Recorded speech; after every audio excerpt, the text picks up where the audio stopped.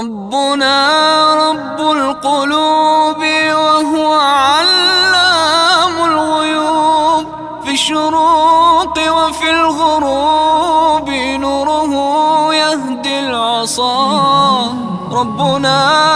رب القلوب وهو علام سبحانه وتعالى مولنا وقلنا بكاري وخير عباده لين إن شاء الله أما فجوك كاننا ولموا وفاوا شيخنا الوالد قمر الدين يونس أقولي الإمام حفظه الله تعالى ونسأل الله سبحانه وتعالى أن يحفظه من كل سوء ومكروه وأن يتولى أمره إنه سميع قريب مجيب الدعوات وكنا ننوى وتسي وجوكواني وأبو محمد جزاه الله خير أبو حنيفة فاوى أستاذ شريف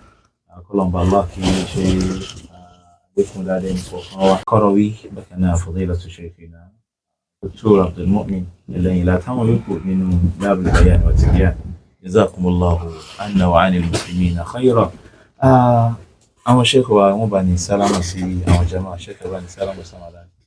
السلام عليكم ورحمة الله وبركاته. وعليكم السلام ورحمة الله وبركاته. وعون بابا والتي بوين أنتي afẹ́kẹ́ bá ní gbéyẹ̀wò akramakumullah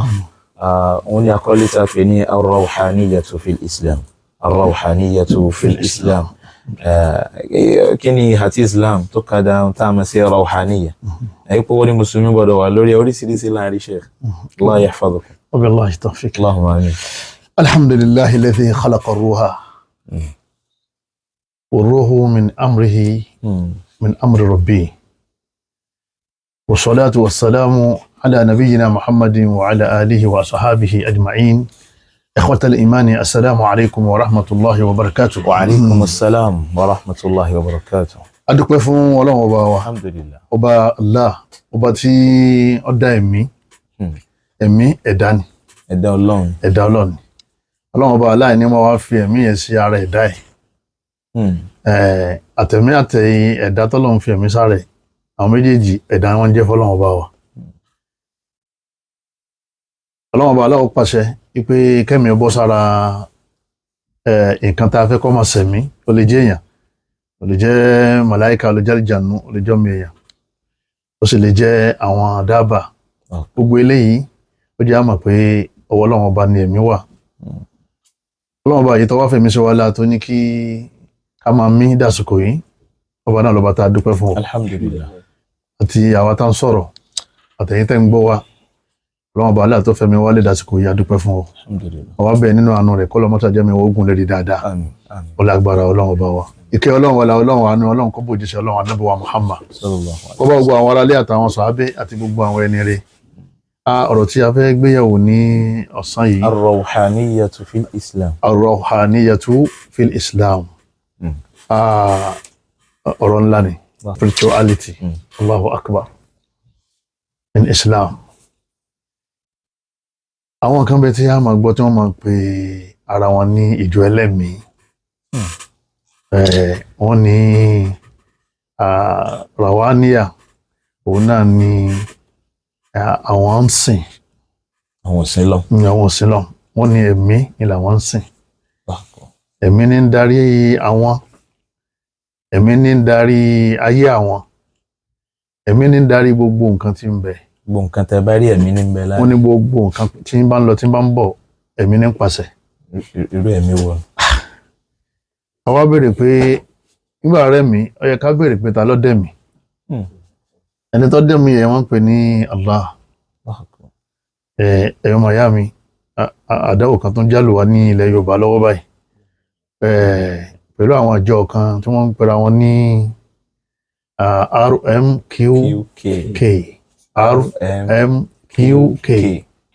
lọ́wọ́ sábà ní fọ́nàmọ́ wọn. àwọn yẹn àwọn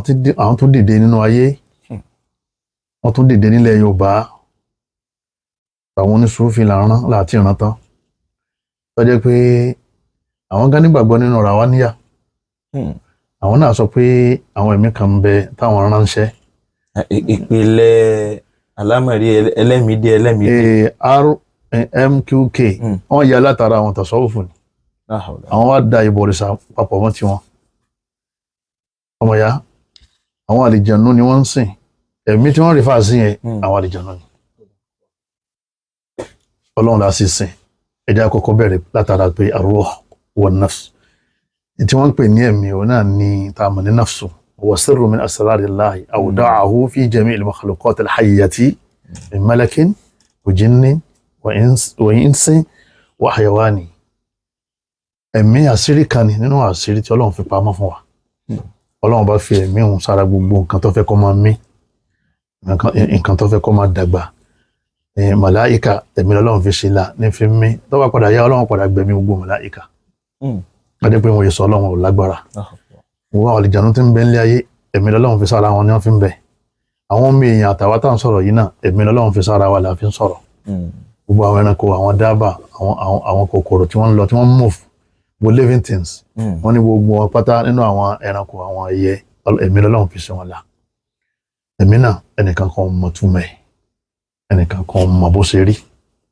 lẹ́yìn Allah nìkan tó dá a sábà pé tẹ́mi bá ti dé ara ọmọ nínú ìyá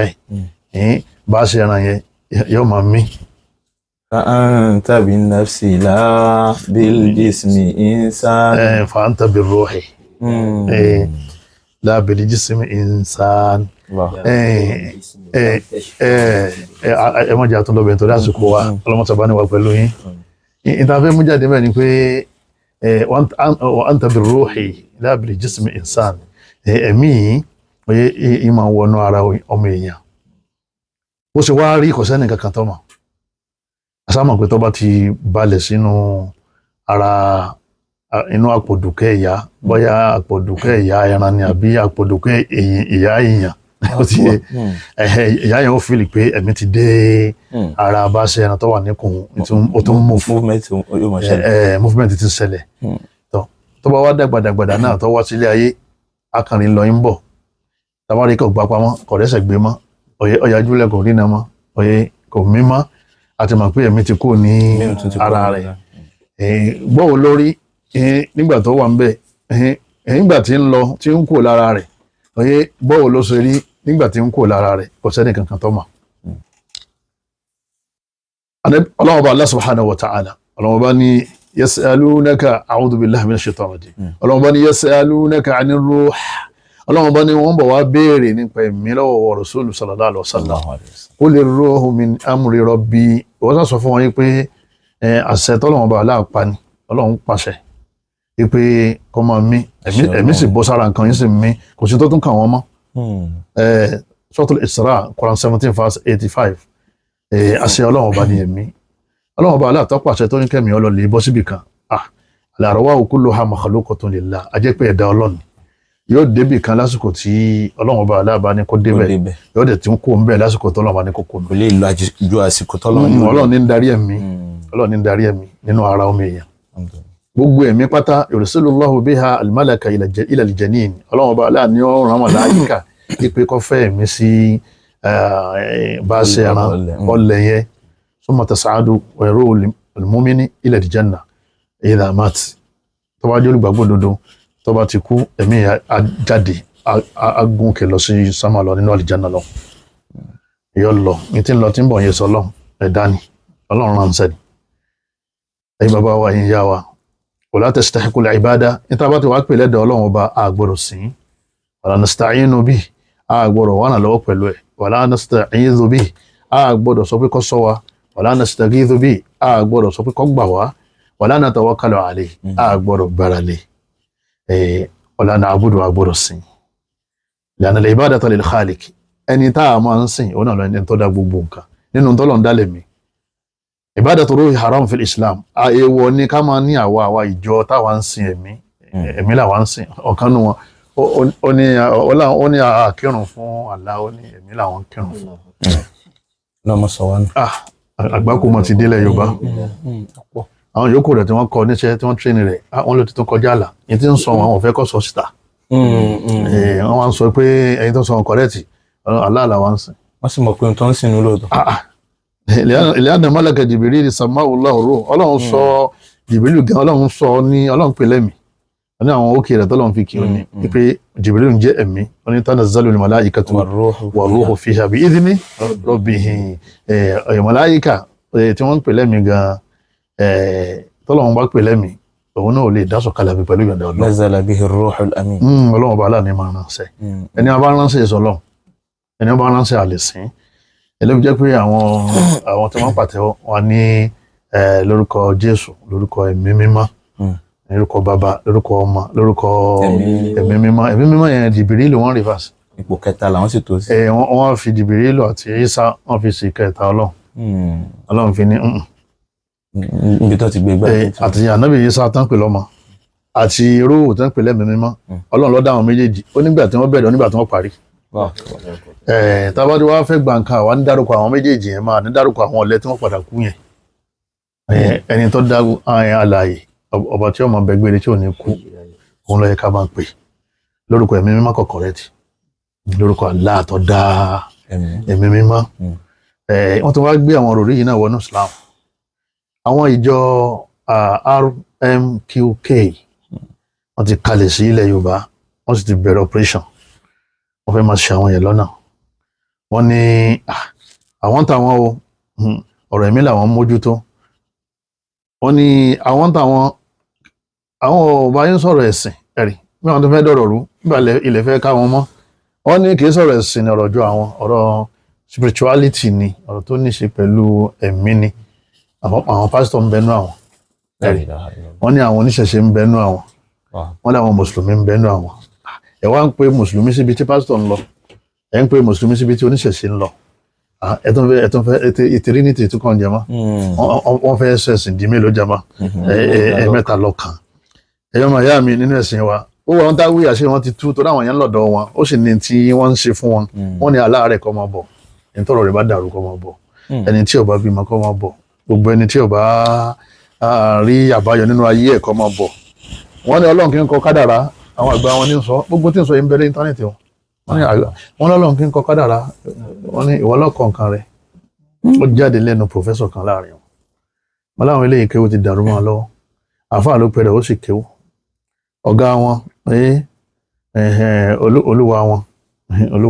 olúwa mi ni wọ́n ń pè wadhalika sharrun adhim aburú ńlá ni ẹ̀yin bàbá wa yín ya wa ẹ má jẹ́ adákẹ́ o àwọn ọmọ wa wọ́n gbé fóònù lọ́wọ́ wọ́n wà lérí mídíà kálukú sì ní sọ̀rọ̀ tí ń báyìí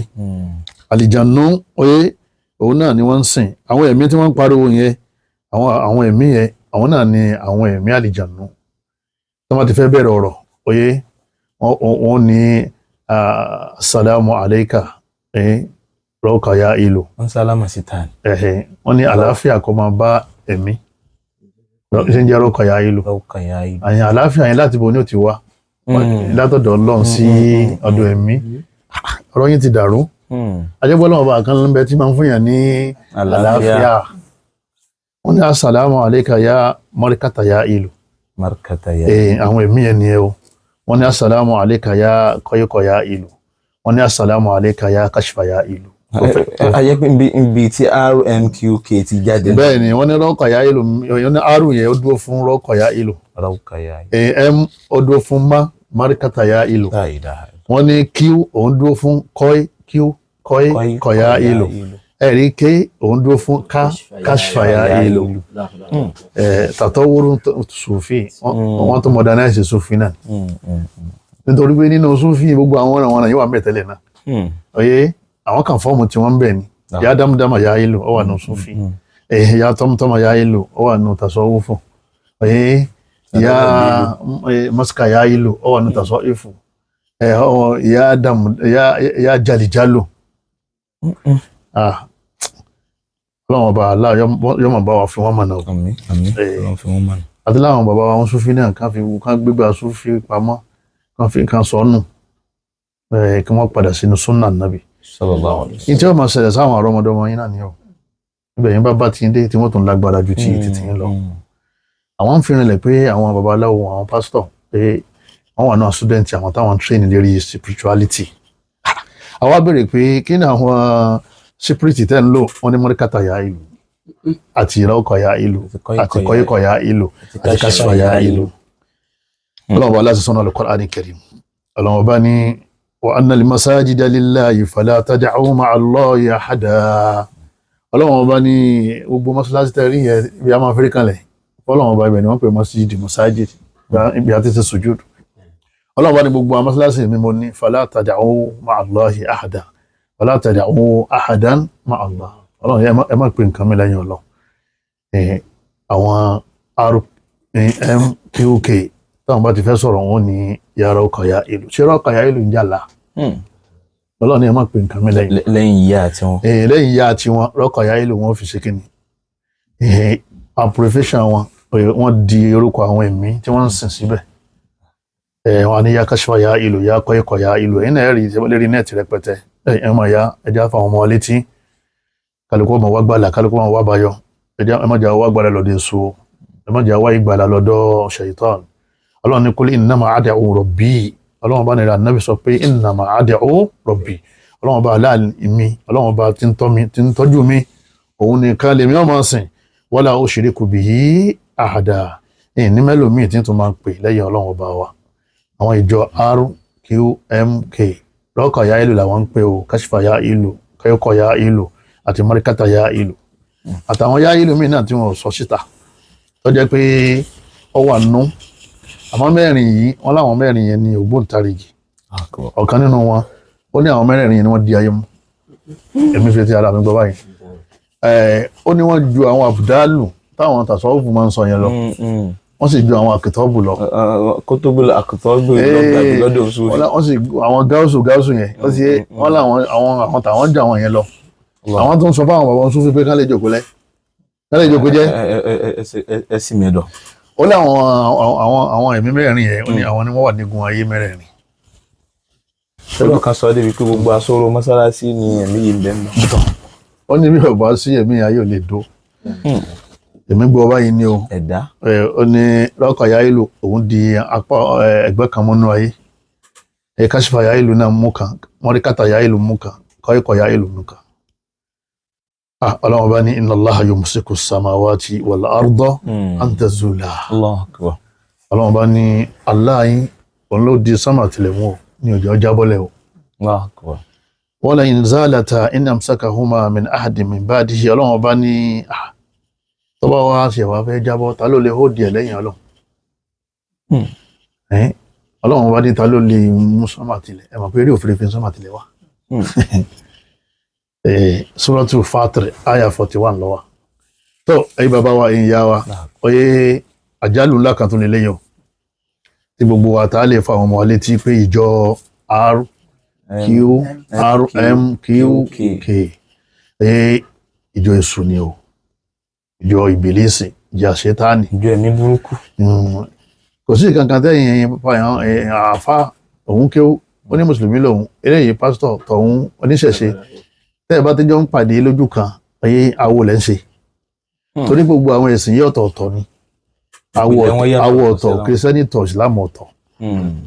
àwọn ìsìlámù ni wọ́n ní ká ṣe ọlọ́run ní inna dina inda Allahi al-Islam nígbà yẹn wá ní ẹ̀yin ọ̀rọ̀ ẹ̀sìn kẹ́ ń sọ tẹ́ ẹ sì ń fa kéwú lẹ́nu ẹ sì ní ẹ̀ ń kírun wákàtí márààrún ìwọ lẹ́sẹ̀ wá máa kírun. ní àtúnbó sípò òun lọ jáàmì òun jáde. ẹ̀ẹ́dẹ́gbẹ̀rún ni òun lọ yunifásitì kéwú òun jáde lé kéwú tí wọ́n ti ń kọ́yàn nípa lóga àròbíyà èdè lárúbáwá tẹ̀sìn yóò sì wá jẹ́ pé ìwọ lẹ́sẹ̀ wá papọ̀ la a'budu ma ta'budun lọ́wọ́ ní Kùránì ọlọ́run ànábì sọ pé kúlì yá ayyuhal kafirun kèfèrí la a'budu ma ta'budun àní pàdé àní sintẹ́nsìn lakum dinukum waliya din lakum dinukum kálukú ọmọ ṣe títí ẹ̀ ẹ̀yin bàbá wa ẹ̀yin ìyá wa àwọn ìjọ ta wí yìí wọ́n ti anọ́ọ̀sì fún ilé ayé ipe gbogbo ẹni bá ti rẹ̀ kọ́ máa bọ̀ wọ́n ní kọ́dà kì í ṣe pé Nàìjíríà nìkan ni àwọn yòókù àwọn wà àwọn kan bẹ́ẹ̀ ń lu èbó nu wọn ṣẹ́rí kí ní ẹ̀tẹ́ bá tẹ̀sí dáadáa yọ padà lídì sáwọn tálí àwọn India àgbà àwọn àbá àgbàgbà bíi náà máa jáde nílẹ̀ Yorùbá bíi tán làwọn lọ India lè gbàgbára àwọn pèpùpè yìí náà ni oníjáyà Al-Qur'an ni wọ́n bá lọ ọ̀dẹ̀ sí ní tí ó sọ ní Qur'an wọ́n ní kẹwàá pé kẹwàá gbà ìwòsàn wọ́n lè fún mi láwọn ìwòsàn kan o tó tí ẹ̀sìn ò ṣe léwọ̀ àmọ́ wọ́n so ẹ̀mí mọ́ àwọn ẹ̀mí yẹn nípa àwọn ẹ̀mí yẹn ní ó jẹ́ kí àwọn táwọn fún yín ó ṣiṣẹ́ ta ni máa fún yẹn lálàáfíà Ànábì Ibrahim ní idha maridtu fahuwa yashfini tó bá rẹ̀ mí Ọlọ́run bá aláàánú lọ́ba tí máa fún mi ní àlàáfíà ta ni ṣáfì ẹ̀yin bàbá wa ta ni máa fún yẹn lálàáfíà lẹ́yìn Ọlọ́run bá nídìí bẹ́ẹ̀ nígbà tọ́rọ̀ wá rí báyìí yóò wá dáa kí ọ̀pọ̀lọpọ̀ àwa mùsùlùmí oyè kálọ̀ lè mà pé Allah subhanahu wa ta'ala òun ni ọba tí máa ń fún yàn ní ìwòsàn ọlọ́run ni wa in yamsaska Allahu bidurr ọlọ́run bá ní tí ara bá ní ọ pé fala kashifa lahu illa hu òṣèlú tó lè mú ìnira yẹn kú lẹ́yìn Allah nìkan wa in yuridika bi khair tọ́lá bá sì fẹ́ sínà fún ọ tó fẹ́ ta ọlọ́rẹ fala radda li fadli kò sẹ́ni nǹkan tó lè dá orin náà dúró tí òfin ní wá sọ́dọ̀ rẹ̀ Suratu Yunus àyà 107 ẹ̀yin bàbá wa ẹ̀yin ìyá wa àyà eléyìí ló já mọ̀ pé ọ̀dọ̀ Ọlọ́run bá ní gbogbo nǹkan wa. ká má wá wòsàn lọ ibi tí ò sí. ẹ má wá wòsàn lọ́dọ̀ ìjọ RMQK ọ̀daràn ni wọ́n fẹ́ bà kídà jẹ́ wọ́n fẹ́ bà ìsìlámù jẹ́ èyí sẹlẹ́sìn ìsìlámù ni wọ́n ẹlẹ́sìn mẹ́ta lọ́kàn pé nígbà tí bàbá pásítọ̀ wá sùkúù yìí tó mú ìgbàgbọ́ lọ oníṣẹ̀ṣẹ̀ náà mú ìgbàgbọ́ lọ ẹ̀yin náà lẹ kọ́ oníṣẹ̀ṣẹ̀ nígbàgbọ́ yẹn. ẹ̀yin náà sì ń bẹ́ẹ̀lẹ̀ tẹ́lẹ̀. ẹ̀yin náà sì ń bẹ́ẹ̀lẹ̀ tẹ́lẹ̀. a fẹ́ da mẹ́tẹ̀ẹ̀ta kù. ẹ̀yin táwọn sọ ni pé wọ́n fẹ́ tírèèni wọn lérí bí wọ́n sì máa ṣègbéyàwó àlìjànú tí wọ́n ṣe bẹ̀ gan nìyẹn. tọ́lá àwọn ọlọ́kọ̀ ìyá ìlú tí wọ́n gbé wọn kì í ṣe màláíkà ọlọ́kọ̀ ìyá ìlú sì tó kọ lọ́hùn. lẹ́yìn màláíkà àti àwọn kèéjì sọ pé èèyàn bàbá wọn àti ìyá wọn kan jẹ́ ọlọ́kọ̀ ìyá ìlú. lábàtí wàá bọ́ màláíkà kó tàdé kèé so kọ lọ́hùn kèé so kọ màláíkà kèé so kọ èèyàn ó kọ tàdé ọ̀tún jẹ́ ọkọ̀ àlìjànú ní ọlọ́kọ̀ ìyá ìlú dámúdámọ̀ ìyá ìlú náà wà àwa ti mọ̀ yẹn ti pẹ́ yàtọ̀mùtọ̀mọ̀ ìyá ìlú náà wà tọ́nà bá dàrú máwọn èèyàn lọ́wọ́ ni wọ́n máa lọ lè fàfàkùfà wọ́n sì padà máa ń ya wèrè náà ni. ló fi jẹ́ pé ọ̀rọ̀ tí wọ́n máa sọ̀rọ̀ yẹn wọ́n máa takora wọn kò ní lójútùú pé nígbà míì máa ń ṣẹlẹ̀ kó gbé àárẹ̀ lọ́bẹ̀ lọ́dọ̀ àwọn ìjọ RMQK kí àjọ̀dún ààrẹ bá ṣe pẹ́ lómi báyìí kò síbi táwọn èèyàn lè lọ bẹ́ẹ̀ ẹni tí ń wọ́ ọmọ ẹni tí ń wá àlàáfíà àti ẹni tí ń wówó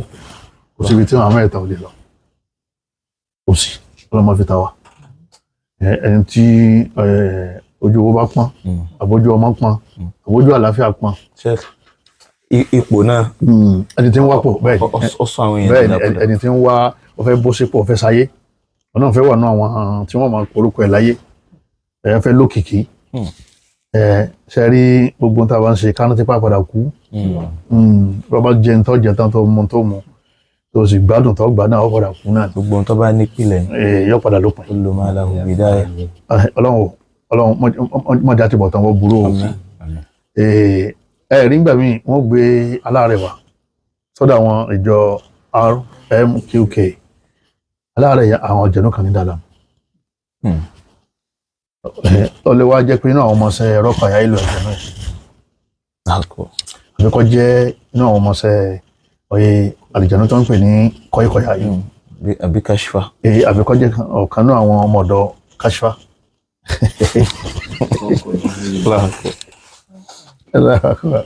lọ́wọ́ sọ wá ní. orí àwọn yẹn ti burú jáì. wallahi orí burúkú dà pé báyìí. ànúṣọ́ra yíyá wa náà fi dé ànúṣọ́ra tó kìsùmán mashru'a àwọn mamnu'a. afẹ́ hallu sihri bi sihri. ọ̀nà pè ní an-nushratu al-mamnu'a káfẹ́ fi àlìjànú lé àlìjànú kú. káfẹ́ fi dáwọ́ dá. inú àwọn ọmọọṣẹ́ àwọn rọ́kàyà ìlú ni ó kó sẹ́nìkan la ní dàlámù. wọ́n wá gbé wá sọ́dọ̀ ìjọ RMQK tí ọba ti débẹ̀ wọ́n wá pè rọ́kàyà ìlú wọ́n pè wọ́n ní salamu alayka ya rọ́kàyà ìlú wọ́n yọ jáde sí wọn. ó kọ́ tí ìbá tó jókòó lọ́wọ́ àlìjànú náà dáhùn. lọ́kọ̀ ayá ilé wa dìde òun ni wàá sọ fún àlìjànú tọ̀hún pé ọyá kò lára ẹ̀. bọ́mọṣẹ́ rẹ̀ náà ń tẹ́. bọ́mọṣẹ́ ni nígbà tí sájẹ́tì ní disturb yàn tí DPO wa ń sọ fún pé ọyá kò mẹ́ ẹ̀yà fẹ́ nìyẹn lẹ̀. wọ́n wà ní agbára mbẹ́mbẹ́ o àwọn táwí yìí àwọn ti di kèfèrí torí pé èṣù wọn ń pè ẹni bá ti ń pè èṣù ti di kèfèrí ẹni bá ń wá ìrànlọ́wọ́ pẹ̀lú èṣù ó ti di kèfèrí àwọn yẹn sì ní àwọn àlìjànú yẹn tọba ti rẹ́dì kó di kèfèrí ẹni iṣẹ́ tọba ti bẹ̀ wọ́n máa jẹ tọ́lọ́mbà ṣe kíní tọ́lọ́mbà fẹ́ àwọn yìí nígbà míì ní máa ń ṣẹlẹ̀ nígbà míì tí wọ́n ní wọ́n lè jáde tí kọ́yíkọ̀yá ìlú lé àlìjànú tí ó ń di ẹnìyẹn lọ́wọ́ tí ó lè jáde léyìí tí rúkìá náà lè jáde tó jẹ́ pé àdúrà dá lè ṣe kíni ó lè lé jáde. ó lè lé jáde tọ́ba ka kùrùsí yọ jáde bẹ́ẹ̀ ka sọ́ọ̀tù bákàrọ̀ yọ jáde wọ́tábà wọ́n máa tẹ̀tẹ̀lú ṣayàtọ̀ ọ̀la amúlẹ̀kẹ́ Suleiman yọ jáde bẹ́ẹ̀ ka Falaki àti Nasi yọ jáde. bọ ihun táwọn fi lé jáde tí wọn ṣíríkù làwọn ilé. ẹ bọ̀ làwọn fi lé. ìwọ lo wọ́n bẹ àlìjànú wọ́n wá ní kó lé àlìjànú ara ẹni yẹn kú. tọ́ba ilé tó ṣe tí wọ́n mọ́ tún lè rán padà. bẹ́ẹ̀ni ẹni tá a wí yìí oye tóun náà lọ tó lè bá wọn pẹ̀lú àkùnrin bá wọn fàlìjànú lé àlìjànú òun náà ti dẹ̀lẹ́bọ̀ torí òun náà ti gba tí wọ́n ṣe yẹn gbọ́ lójú ọ̀farabalẹ̀ fún wọn ló ṣe jẹ́ pé èèyàn ò ní lọ́dọ̀ ìjọ RMQK kọ́mọ̀jẹ́ kèfèrí ọ̀bẹ lọ́wọ́ ọba nínú àánú rẹ̀ ní kọ̀ọ̀kan wa kọ́lọ́mọ́sá ìlà wa kọ́ sànù wa àti ilé firqatu al-marikọ wọn ní ṣe rí àwọn ìjọ yìí ọ̀nà làwọn ìjọ tí wọ́n ti bẹ́sẹ̀ sẹ́yìn jama'u bayna tasawuf wal wathaniyya wọ́n kó ìdajì sufi àti ìdajì ìbọ̀rìṣà Allah bá aláṣẹ ni wa annahu kana rijalun minal insi ya'uduna bi rijalin minal jinn fazaduhum rahaqa Allah bá ní ẹ̀ẹ́dẹ́pọ̀lọpọ̀ àwọn èèyàn tí wọ́n nílà ká inú wọ́n máa lè wàsọ pẹ̀lú àwọn àgbààgbà àlìjànnú fazaduhum rahaqa Allah bá ní fazaduhum khawfa Allah ní ọkàn wọn ní balẹ̀ bá wọ́n náà báyọ̀ lọ́dọ̀ àwọn alálìjọ̀nù. ẹni bá wá àbáyọ̀ lọ́dọ̀ àwọn alálìjọ̀nù. bẹ̀rù lọ́wọ́ kún bẹ̀rù ara rẹ̀. kẹ́sì àwọn RMQK nìkan ni àwọn ìjọ Rawaniya o. àwọn míì bẹ tí wọ́n ń fa orúkọ àlìjọ̀nù ní àwọn Sufi tí wọ́n ní àwọn láwọn Rawaniya kan táwọn ń lò. ẹ̀jẹ̀ pé wọ́n bá ń lé ni. àwọn kan tún àwọn èèyàn tún modernize ẹ̀ ni àwọn tún modernize ẹ̀ ni wọ́n sọ di school. láwọn èèyàn jáde ń bẹ madrasa tó ṣaitan oyè láwọn èèyàn jáde ń bẹ wọn ò fọlọ́mọ àwọn èèyàn mọ́ ẹ̀mí ni wọ́n ní kí wọ́n gbára lé ẹ̀mí ni wọ́n control wọn ní wọ́n bí àbùkátà wọn. ṣáàrí gbogbo àwọn míì náà ń bẹ táwọn náà sí àlìjànú gbogbo àwọn tí wọ́n wọṣẹ́ àwọn àjọ oníràwá ní àlàwọn náà yuhi ba'duhum ila ba'd sukhtul qawl gurura ọlọ́run bá ní wọ́n máa ń sọ ìsọkúsọ sí etí wọn àwọn àlìjànú wọ́n máa sọ sí etí àwọn bàbá tí wọ́n ń wọṣẹ́ àjànú náà sọ fún mi pé ẹrù tó sọnù wọ́n lọ di igi àràbà ní Ìṣẹ́yìn wọ́n bá ń bẹ wọ́n sì débẹ̀ lóòótọ́ wọ́n bẹ̀rù náà wọ́n bá ń bẹ àwọn àlìjànú ni wọ́n ṣe kí ni àwọn àlìjànú àwọn ni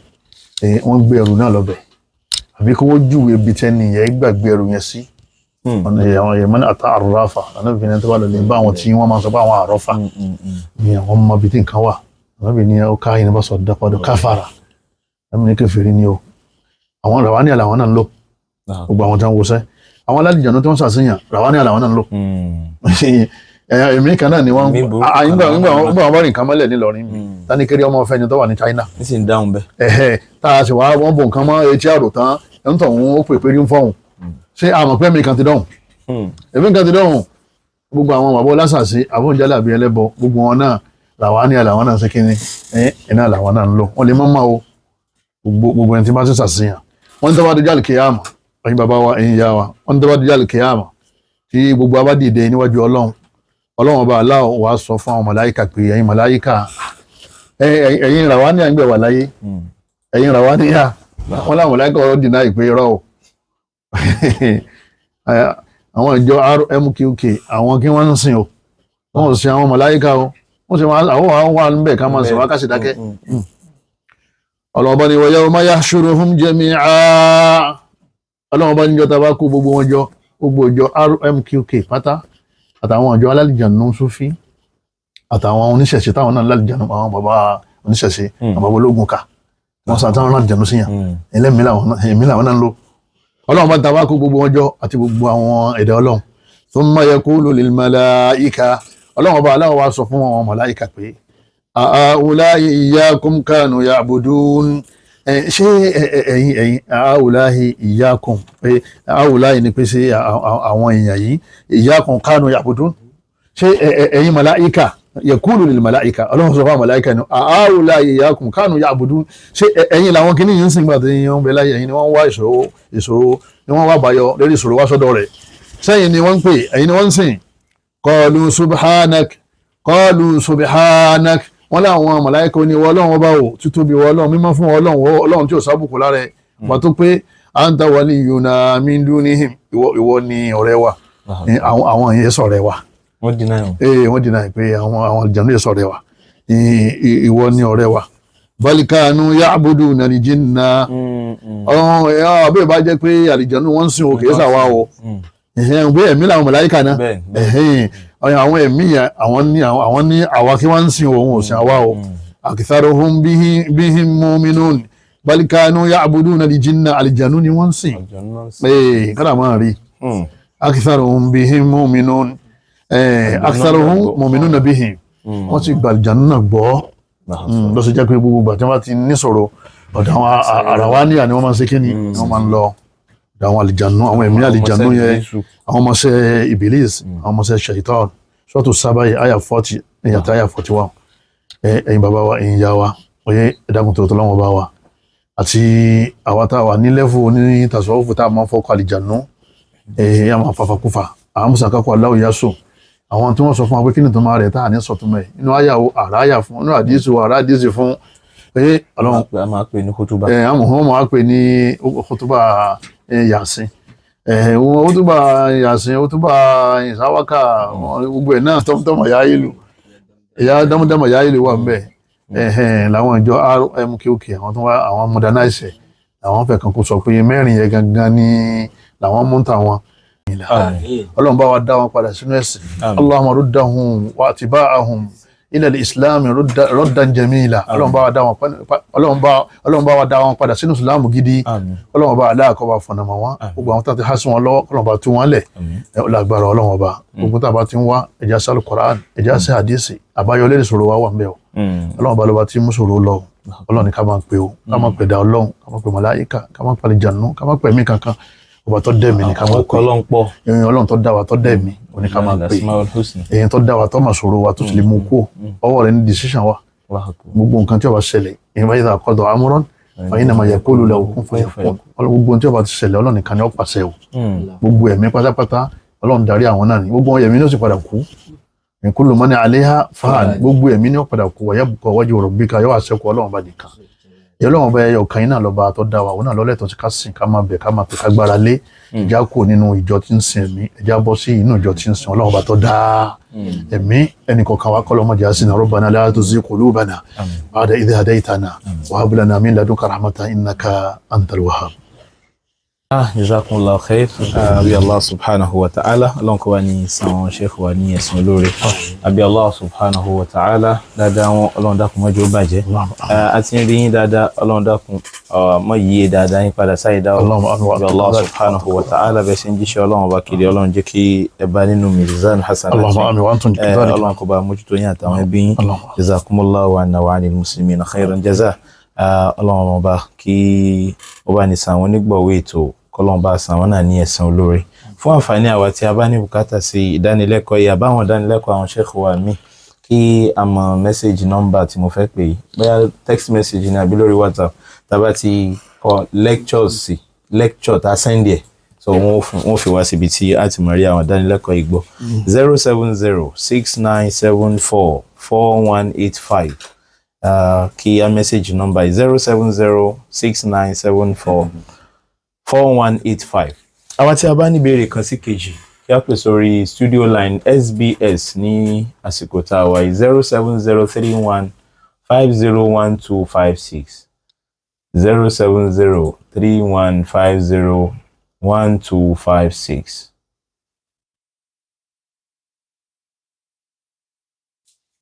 àwa tí a bá ní ìbéèrè kan sí kejì lórí ètò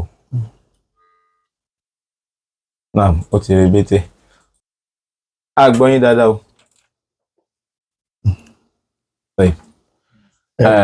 Networking yẹn ò ṣe dáadáa. Jazakumullahu khairan. Ìbéèrè mi ni pé àwọn ìjọ tá a ṣàlàyé nípa àwọn yìí kí lójúṣe ìjọba towards àwọn ìjọ yìí? Ìgbésẹ̀ wo níjọba lè gbé lórí wọn? Ètí ń ṣẹlẹ̀ òun náà ni pé. Salamu alaikum.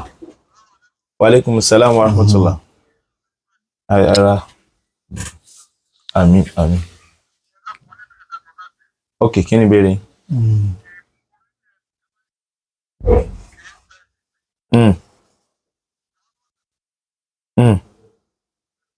Ok. Okay. Akramakumullah.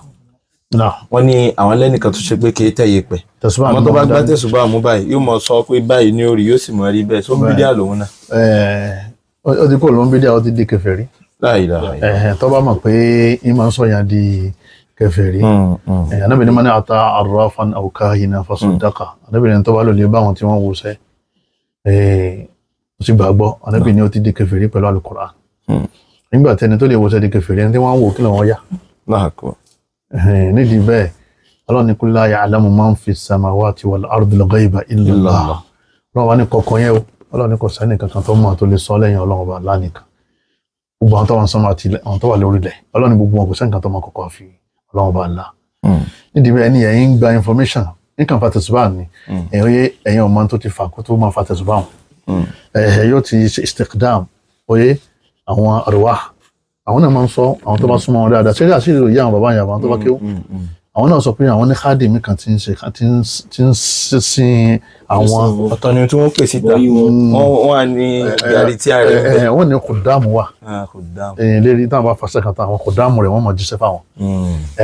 ọmọ náà wà nínú èdè Yorùbá ó ní àwọn jẹkújẹ kan tá máa ń jẹ tọ́jẹ́ pé téèyàn máa fi ṣe kíni téèyàn máa fi ń sọ. Wa alaikum salaam wa rahmatullah.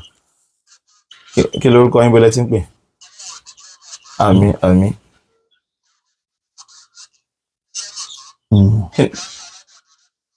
Kí ni ìbéèrè yín sà? Barakallahu fikum.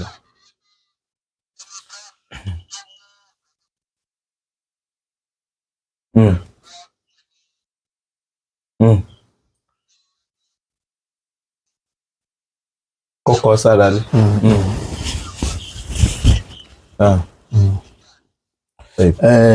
Ìtẹ́ ìpè yẹn náà ni bídí àti ìpè yẹn gangan náà ni lórí níta ànábì ọba ti ṣe ni wọ́n ń pè ní bídíà ànábì àmà ká ni ànábì àmà ká lọ́wọ́ àná kíkà yẹn lọ́wọ́ nbẹ kọ́ so sí àbí kọ́ sílé hàn mú kọ́ wá so mọ́lé àbí kọ́ sára lé nígbà ànábì lọ tán náà wọ́n dá yẹn lẹ̀ ànábì máa ń ká ni bismillahir rahmanir rahim inú orúkọ Ọlọ́run ọba ni bismillahir rahmanir rahim gbogbo ní ìbá fẹ́ ṣe ànábì ní wa alaikum salaam tula kí lórúkọ yín bọ́lẹ̀ tí ń pè? Kí ni ìbéèrè yín? Ìbò ti rebete. Last call inshallah. Bismillahi alladhi la yadurru masmihi shay'un fil ardi wala fis samawati was-sami'un alim. Ànábì ní tẹ́ bá ka mẹ́ta lójúmọ́ àbúrò ní sẹ́yìn tí lè fi sùn látọ̀dọ̀ àwọn ọmọ ànábì Ádámù àtàwọn ẹ̀dá Ọlọ́run.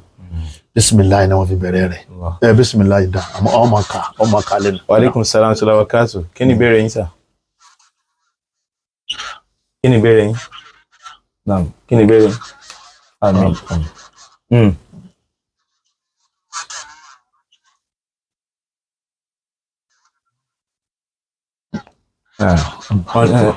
Akramakumullah.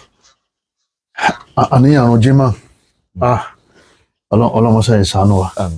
bàbá ẹ dákun ṣe rí àti jímà àti ìrun ọ̀ranyàn kò sẹ́yìn tó láníyàn bẹ́ẹ̀ o àwọn bàbá wa jọ̀hún tí wọ́n máa ń fún wa ní tírà níyàn wọ́n rò pé kò kọ̀rẹ́tì o Allahumma inni nawaitu fàrídọ̀ sọ̀láàtì zórí gídé àní o àdádálẹ̀ ni ò kódà ṣe rí ẹ̀mí pé ẹlẹ́mìí pé ẹ lè kírun zórí ìrun àyè làwọn tí a fi jáde ńlé ẹ ti dàníyàn náà tí ìmọ̀ bá ti ní Allahu akbar ẹ̀yin náà sọ Allahu akbar ẹ̀ ní sẹ̀sẹ̀ tó máa wí má ẹ̀ ní wí jẹ́jẹ́ ẹ̀ sì ní wí jákè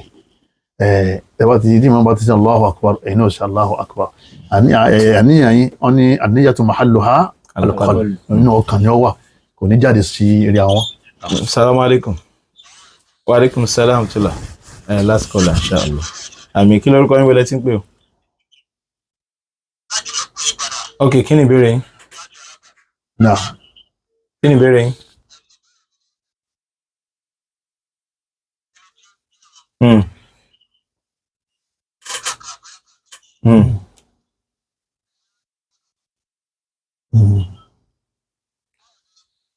Ọ̀ní ó ṣe ra rẹ̀. Táyọ̀, ó ti yé.